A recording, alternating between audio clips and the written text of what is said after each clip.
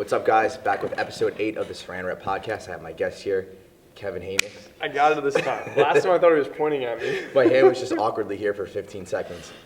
Anywho, Kevin, awesome dude right here, online fitness coach, competes in bodybuilding. He was featured in Men's Health magazine, and he's a YouTube connoisseur. But I'll let him introduce himself real quick to you guys.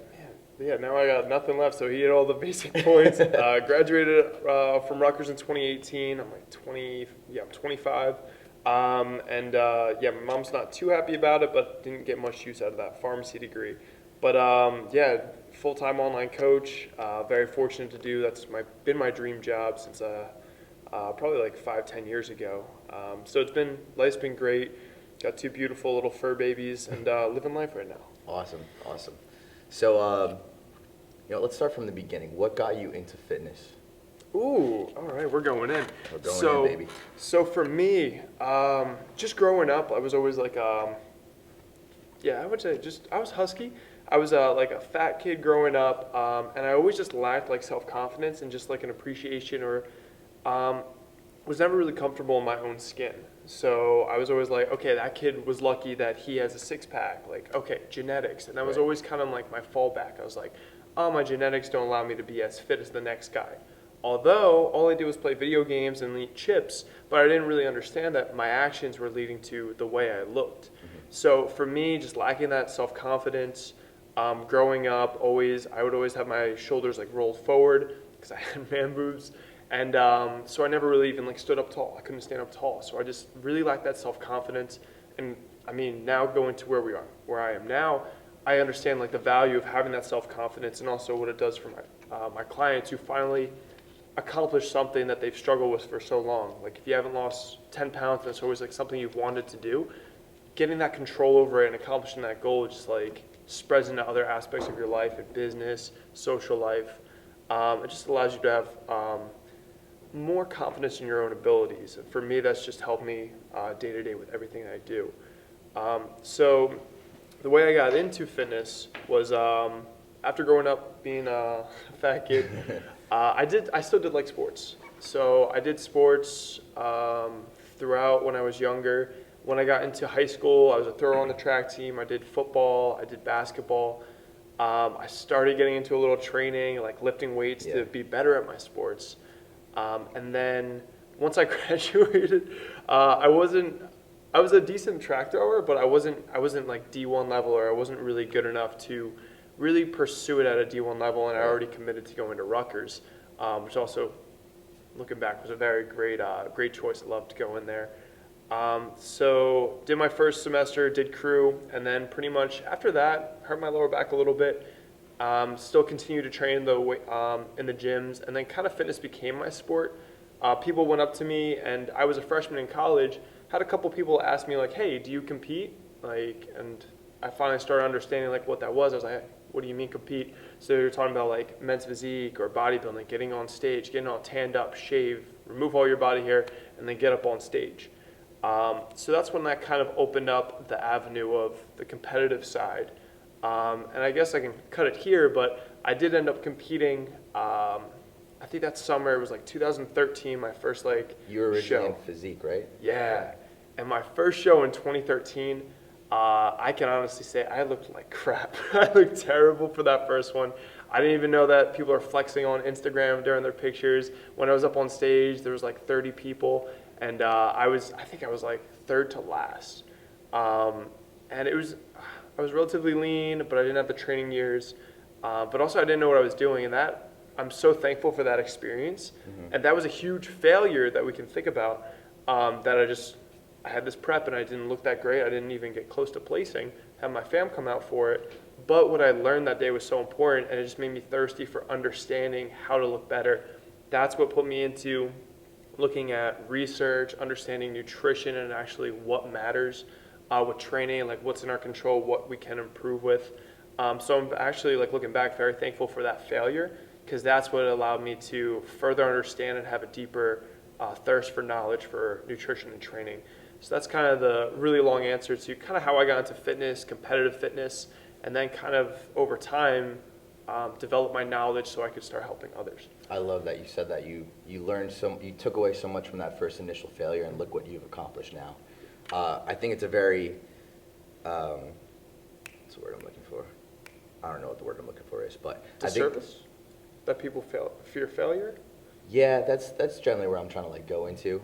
Like, people would take a look at that, like maybe going into their first competition and not doing as well as they imagined. Obviously, if it's your first show, you might not do as well as you hoped because there's so many things you have to understand and learn, and it's all trial and error as to what works for you. But you were able to take that and transcend that into such a huge journey for yourself.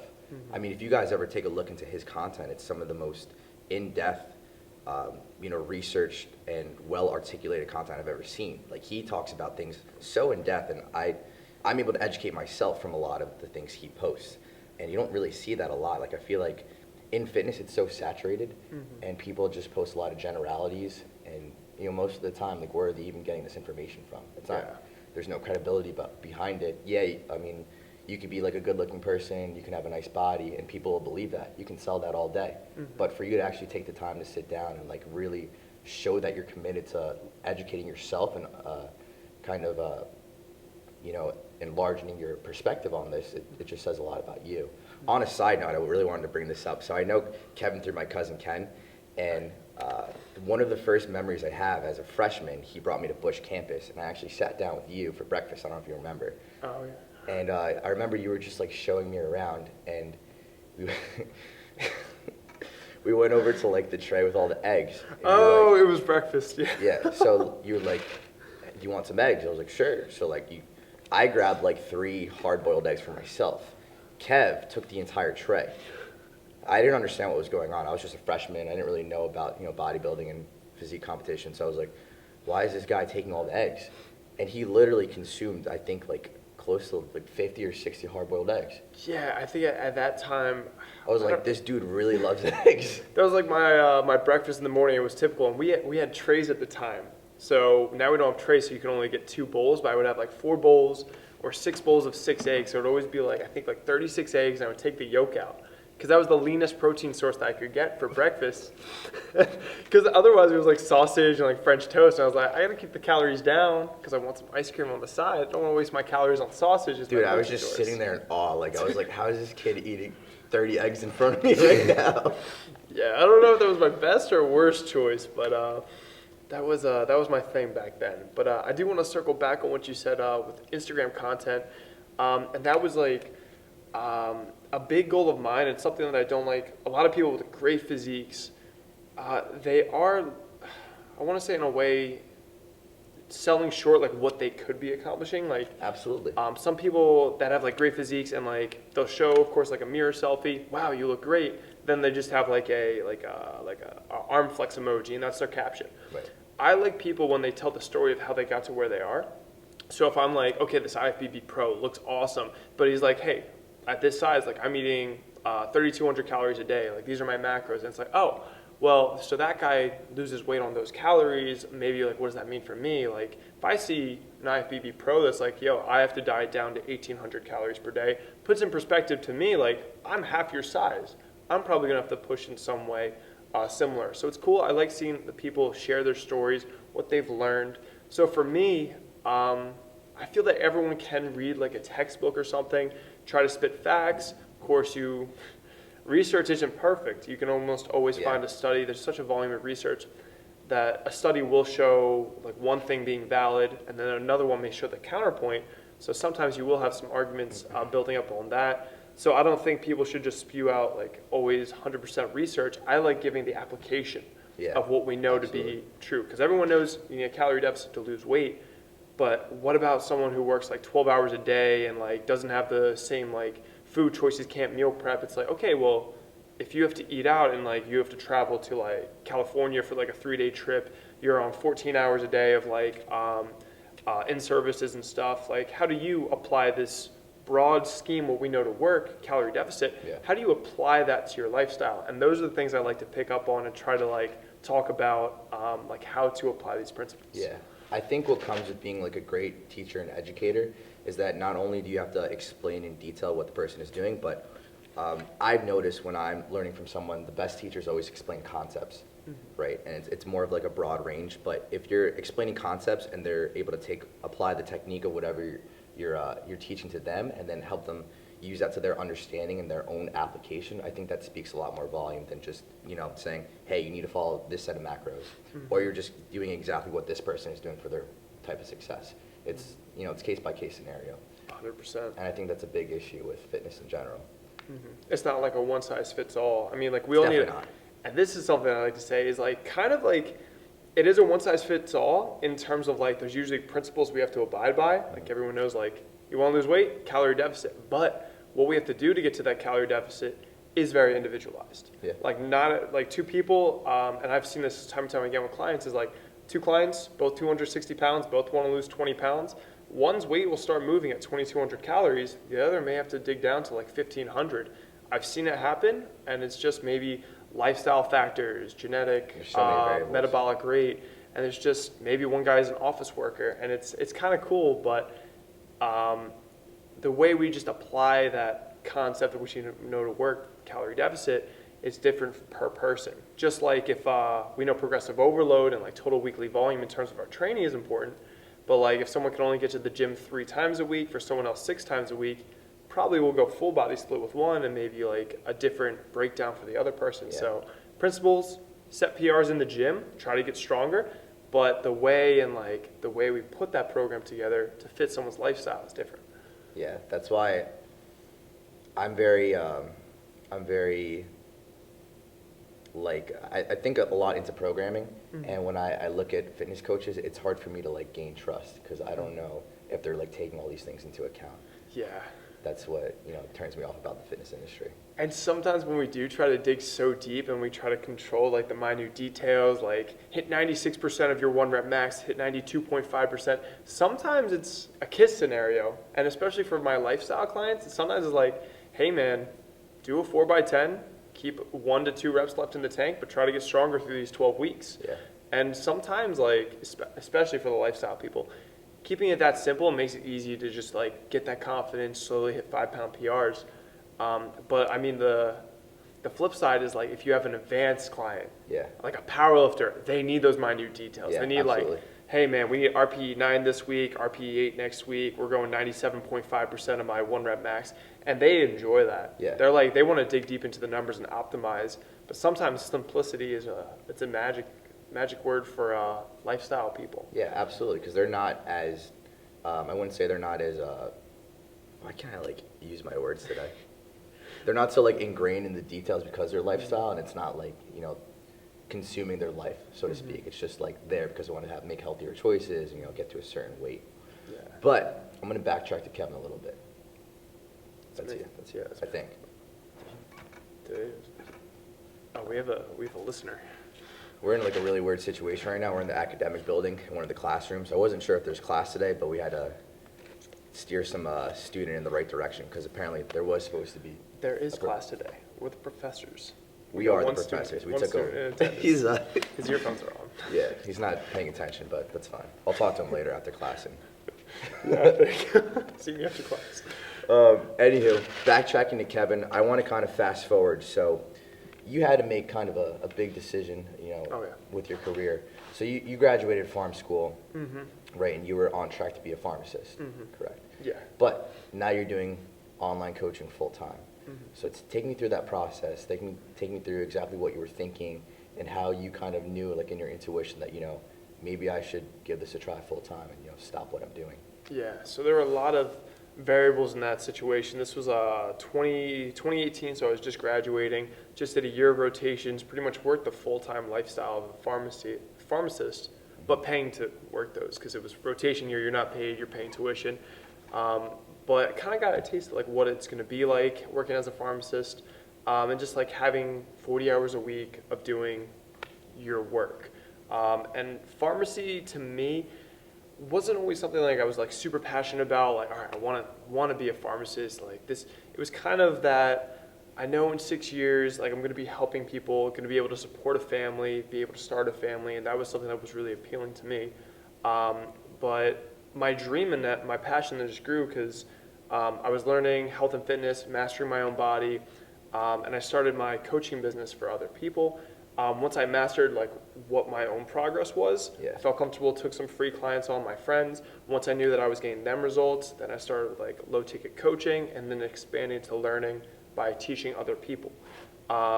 And over time that was growing, but so I guess 2018, it was, I was getting my degree, and my dream was to be a full-time online coach. I was coaching at the time, but I mean, honestly, I can even give you guys the numbers. It wasn't something that I was on pace to live off of. It was like maybe 20, 30K for a year, and I would have to really cut it down on expenses to like, just like fully be able to live there. You almost have to bet on yourself too when you go into a business like this. Exactly. Nothing's guaranteed. 100%. And we'll get back to that, and Keep going, I'm just gonna see what the timestamp is. do your thing, man. So 2018 rolled around, and then it was that decision like, hey, we got my degree. I'm $125,000 in debt. Cool. Cool, awesome. Love it. My dream is to be a full-time online coach. Like, I already had a job lined up to do part-time pharmacy and like ShopRite in the community setting. That would pay the bills. Maybe do a 50-50 split. Try to grow my coaching business, 50% pharmacy, and then grow. But at that time, I never got mentorship on the business end of things. I just was kind of going by on my own, like, okay, clients come to me, email me if you want coaching, we'll do like $200 for a 12-week program, let alone personal training rates is like $2,000 for that same kind of time frame, and I can objectively say I was getting better results, especially for weight loss clients. So at that time, that was the path that I could have taken, the 20 hours and 20 hours, but I said, hey, let me invest in a mentor, let's double down, because I'm graduating right now. I got 20 days until graduation. My last rotation just ended. I think it was April 30th. Graduation was May 15th. I was like, I already have these 20 days before I have to start doing my boards and studying for that. Let me get a mentor, and let's try to make this my full-time job now. Let's get my dream started sooner than tapering over time with like my pharmacy time comes down, coaching time comes up. So I invested in a mentor, and that was the single best thing that investment I've ever made. I invested everything but a few $100s in my bank account. And then I think I got my first client just right around that graduation point. I just pretty much was paying for a college course. So what was telling you to just go all in with this? Like, when did you have that pivotable moment where you're just like, you know what, I'm going to do this full time? So for me, I knew that that's what I wanted to do, but I didn't know that it was going to be lucrative enough unless I took 200 clients on at a time. Right. Because I was like $200 per like 12 weeks. I needed like 100 or 200 clients to really make something I could live off of. And honestly, like even conceptualizing that, I was like, are my clients going to be best served if I have 200 clients? Yeah. So that's a lot. A lot of thinking was going on there. But then I did find my mentor, Sterling Griffin of Life Changer Academy. So he was great.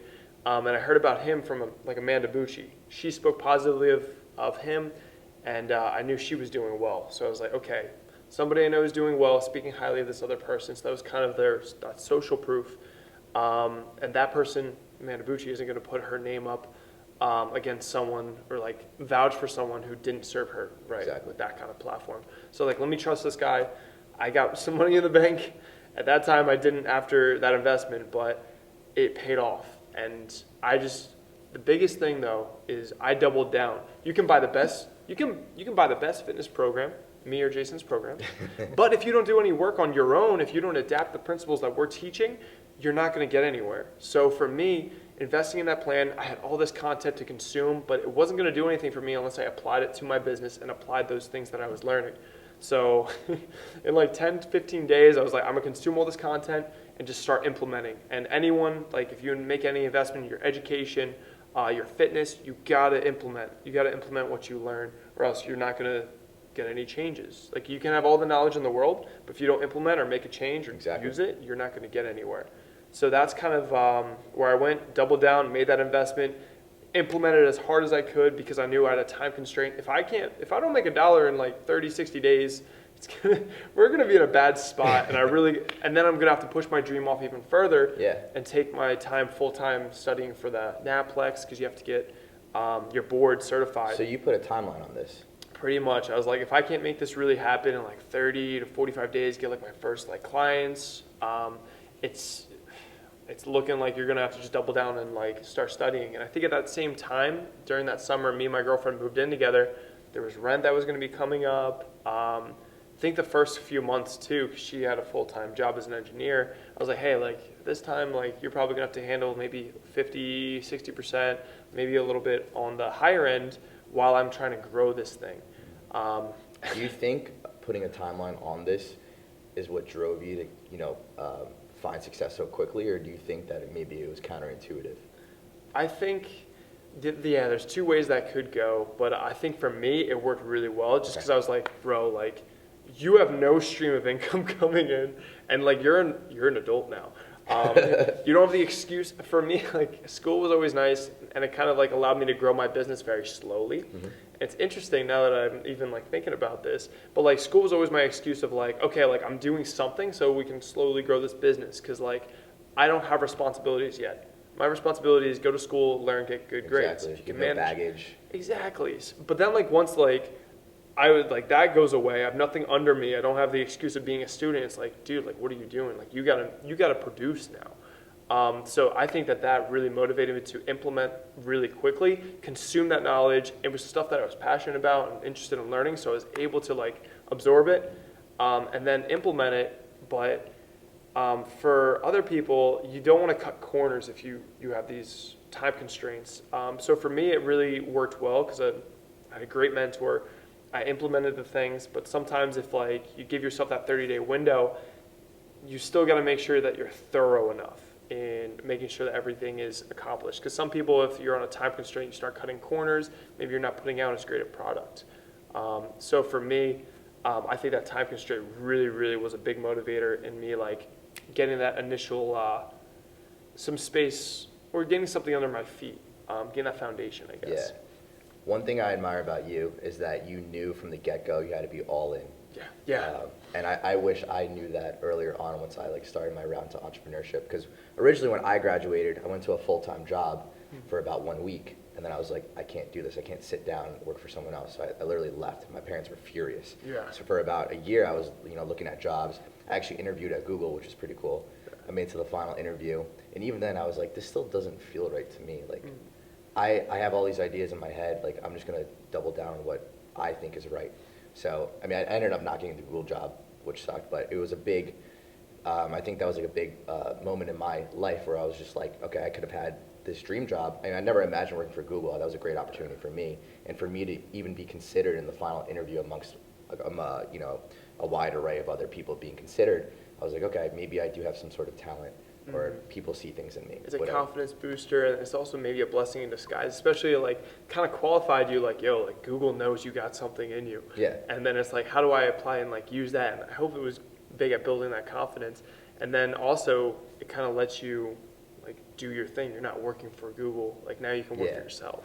Yeah, so I took that with a grain of salt, and I was like, okay, maybe people see things in me for a reason. And like you said before too, mentorship's huge. Yeah. I didn't have a mentor like you, but I had my older brother who's a pretty successful serial entrepreneur. Mm-hmm. So for him to back me, and he's been so key in my own entrepreneurship journey, I've been able to kind of accelerate my career because of him, and I'm learning from all of his mistakes, and I'm doing it at such a faster rate. So he's like, he's a big key in my journey as to where I'm going. So I appreciate him in my life. But I think that's a huge thing. If you guys are looking into opening up your own small business or going into entrepreneurship, you need to have someone there that's going to guide you in the right direction.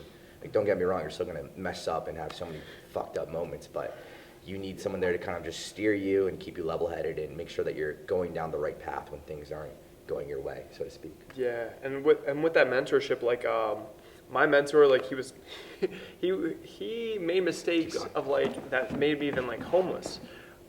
So we skipped those mistakes that we could have been making on our own. For a second. I think I'm just gonna.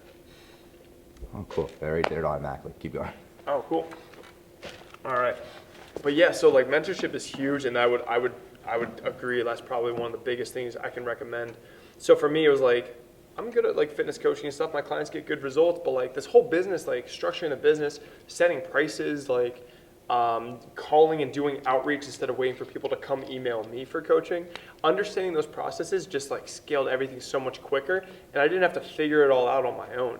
A lot of times what having a mentor does is like, your mentor had probably a lot of time in trial and error. Let's think of me, because all I do, I'm a mentor. I'm a professional mentor. Yeah. All I do is I coach people. I help them skip the trial and error that I went through my first 5, 6, 7 years of training. When I looked like crap for men's physique, I wasn't prioritizing the right things. Cut all that, like the mistakes that I made, and just efficiently get to a plan.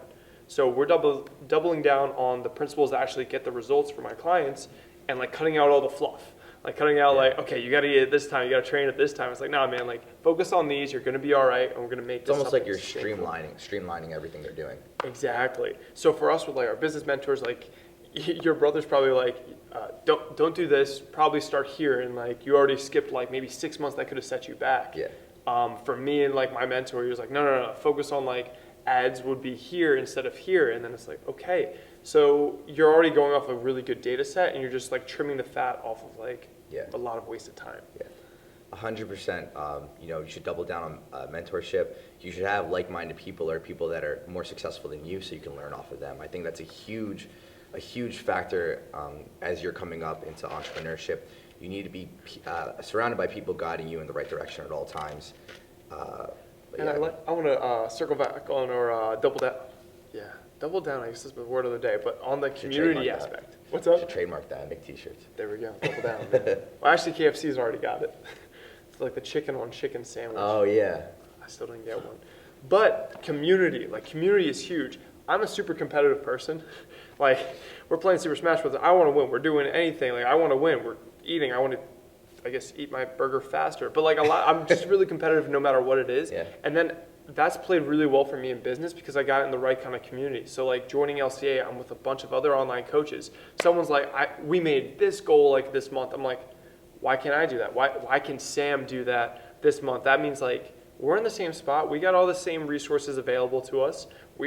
I have an Instagram. They have an Instagram. Facebook. We have accounts. That's one thing I wish people realize a lot more. Like there's so many resources available. If the same resources are available to someone you know and they're in a place that you want to be, there's literally no reason why you can't accomplish the same thing they accomplished. And they can be your resource. They can then absolutely. They can then help you get off like all their trial and error as well. But it's just like we all got these resources. But like for me, like having a community, people that are in like-minded. They don't have to be in your exact like niche or like whatever you're doing, but like people that maybe with the entrepreneurial like minds, it's cool to like even talk about like your goals together and like push each other. For me, having other coaches where I'm like, okay, their successes motivate me just because my friends like hit a big like business goal, then I'm like, why can't I do that? Exactly. And then shoot for it. I have one more question for you before we kind of wrap things up. I like Saran wrap it up. Saran wrap it up. What do you think, this is a very, I guess, deep question, but it's very general. What's your purpose in life? So my purpose, I had a feeling that this would come up, and so I've always had to I asked all my guests this. Yeah, it's always it's one of those really broad questions. But for me, it's kind of, my purpose is kind of, I kind of talked about how I grew up and how I grew up with like low self-confidence. I knew I didn't like how I felt in my own skin. I just felt like I couldn't really accomplish much because I didn't have control over a lot of areas of my life. Fitness gave me that little bit of control over just like seeing changes, putting an effort into my body and seeing changes happen. I was like, whoa, if I put in effort, I get a result that I like. Yeah. And that mindset bled into academics. Got my doctorate. It bled into my business. We're doing all right. And it's bleeding into other areas because it just gave me that underlying confidence where it's like, hey, if you put in enough effort into a good enough plan, you're going to get a result. So my purpose is to help people in the fitness realm avoid that lack of self-confidence that I had growing up and help kickstart their confidence. So teaching them and giving them that, I guess, that kickstart of confidence, getting a little bit of results with their physique, making things, because with fitness and like losing like your first 10 pounds, if you struggle with that 10 pounds, you think it's this big daunting, like, oh, my life has to change, they drop 10 pounds. I want to step in for these clients or these people that come to me and be like, no, like, let's focus on 3 things. Let's hit these goal calories, hit your protein, enjoy like some ice cream at the end of the day, and you're going to see your weight start moving. And they're like, wow, I can do this. Business, then they're like walking with that same like, I lost 2 pounds. Like I couldn't do that previous. That business block that they had, they're like, oh, like I can do this if I put in a little more effort here. So I guess my purpose is to, one, help people avoid that lack of self-confidence that I had growing I up. love that. And then also just simplify this whole fitness realm and be something sustainable and something we can all implement, I guess, in the long term. So I guess you kind of felt that sense of purpose growing in you as you were just coming up and kind of understanding your place in the fitness industry and experimenting and starting to coach. Yeah, just like, especially with like my content and stuff, I just realized like, I don't want to coach like these high level bodybuilders and make them even better. Because I know where I came from. Like, I didn't understand all this. I was like, nutrition. I would be like, yo, mom, are these Lay's sour cream and onion potato chips fattening? She'd be like, nah, honey, they're all right. If you don't eat too many of them. She was right though. If you don't eat the whole bag and it fits your daily like energy requirements, you're gonna be okay. So, thanks, mom. She's kind of at the point. But I do want to just like simplify it because like I was intimidated by like whole fitness thing. I thought I wasn't one of the lucky ones born with a six-pack running around in gym class, just running laps around me. I want people to know like your genetics aren't holding you back. Anyone can get more fit. And it's just like focusing on the right principles. Don't like get stressed out about your meal timing and make that like your number one priority. That's not the place you want to, that's not your biggest ROI, your return on investment of your stress, your time, your mentality. And that's kind of, I found my place even when I was thinking about like, what am I trying to post? What am I trying to educate others? And mainly it's the 80-20 principle. What's the 20% of our choices or things to focus on that gets 80% of results? Because nobody got time for that. No one's got 8 hours a day to give to their fitness. I'd rather make you most efficient with like your 30 minutes, your 45 minutes of mental time you're giving to your fitness. I love that. That was a very clear and articulated answer. Oh, thank you. I had a good stream there. You know, Kevin just talked about kind of how his purpose dictated everything he's been doing, and I think this is a very undervalued aspect that people overlook. I think without a clear purpose in life, you're kind of just wandering around, and you're bopping to different people. You may have a job now, and you might not have a clear path. But I think once you really dial down and figure out what you're passionate about doing. For me, I always had this kind of innate belief in myself that I wanted to help people and I wanted to change the world in some capacity, but I didn't know how. I always knew that I liked helping others. I liked making people feel good about themselves. I like making people laugh. And it took me so long for me to realize that I need to figure out how to do this and be able to support myself. That's when I started Alpha Fitness, which is a clothing company.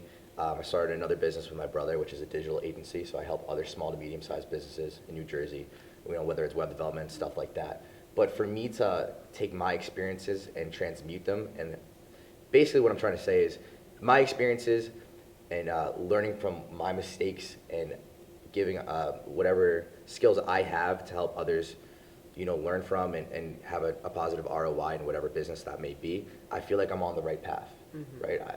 I guess to simplify that, I just like helping others. And I think that's really what's dictating everything I'm doing in life. That's why I started a podcast. I want people to learn and take this conversation, learn from it. Okay, Kevin's been great. I'm going to go look at his content. Now I learned so much that literally has changed my life. Kevin's my coach now. That's awesome.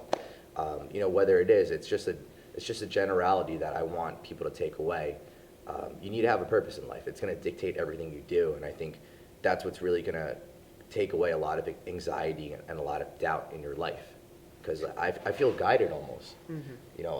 I noticed that once I started helping others and I started going into a business where I'm actually making a meaningful impact on them, it took away so much self-doubt in myself. Even if when I started out and I wasn't making so much money, I knew I was on the right path because I made someone actually feel something, and now it's becoming a little bit more lucrative and all that stuff is coming in, which is a great secondary thing to me, but my primary concern is just helping others. And that's one thing I admire about you, because I feel like you figured that out a while back, and you doubled down on yourself, you bet on yourself, and that's, you need to have balls in this world. When you set out to do something and you feel like it's the right thing to do, go for it with everything you have. And I do want to, with that being said, something that really sticks with me for especially anyone in business, and definitely is in that same vein, and my mentor helped me come to this conclusion, because he was like, his company almost went bankrupt when he lost sight of like this principle, and it's, if you focus on the money and making money, your clients' results will suffer. Because you're a mentor, I'm a mentor. So our clients, we got to get them results, and that's us helping them. And they're usually investing in us to get a result. And oftentimes that investment is also them saying to themselves, like, I'm going to implement. So like when someone pays me, it's like, okay, I'm ready, Kevin, I'm going to follow what you say, I'm ready to implement. Same thing with probably the people investing in your digital company as well. So the principle is if you focus on the money coming in and trying to make more money, and you're focusing on that, your clients are gonna their results are gonna suffer, and that's gonna inevitably, the money's gonna dry up. Yeah. Then when you focus on the money, your clients suffer, and then the money dries up. You can't focus on money first. So you focus on your clients' results. Always make that your priority. If you focus on your clients' results, the money will follow. So don't focus on the money, focus on your clients' results. If you have happy clients, getting good results, you're helping them, everybody's happy, and that investment for them was worth it. Yeah. They're happy with their investment, you're happy. I mean, you made money, which is cool, but also like, I hate, the biggest thing I hate is if a client pays me in full and then they just don't implement the plan, they don't get any results, and it's me like chasing them down week to week. That's one of my biggest pet peeves, but there's something to be said, like if you get that same payment, but you get to help that person drop 10, 15, 20 pounds, that makes it rewarding for everyone. So everybody's happy, and that's what really helps me feel fulfilled doing what I do, and that's what I love. So any business people, any entrepreneurs out there, focus on just, again, exceeding your clients' expectations, get them good results. Money's gonna follow if you just have that history of success with happy clients. So always be refining your skills and just putting them first. Service first, money second. There you go. That was so nice. Cool. I think it's going to wrap it up for episode 8. Thank you so much, Mr. Hejnas. No problem. Where can the people find you if they want to look you up? All right, if you want to find me, you can find me on Instagram at Hejnas, Hejnas. We were talking before. You can pronounce it however. I won't be mad. So that's Hejnasty. If you're interested in coaching, just add coaching to the end of that. I have my client testimonials there. And then if you're... Almost everything like right here. Yeah, right there. And then also I have YouTube, and I'm still putting out content for my 36-week diet into bodybuilding. Wanted to challenge myself because I've been doing this fitness thing for a long time, and I know my clients adopting a new lifestyle, getting into fitness, it's kind of that same challenge, them just getting in and me going for a bodybuilding show. So I wanted to motivate them through adding some difficulty. So that's youtube.com/Hejnas. You can follow me there as well. Awesome. Yeah. Thank you so much for doing this, man. Thank you for having me on, man. It's been a blast, and I hope you guys got value out of it. It's been fun hanging, and looking forward to this fortune-telling story. That's going to be off the camera, and that's wrap.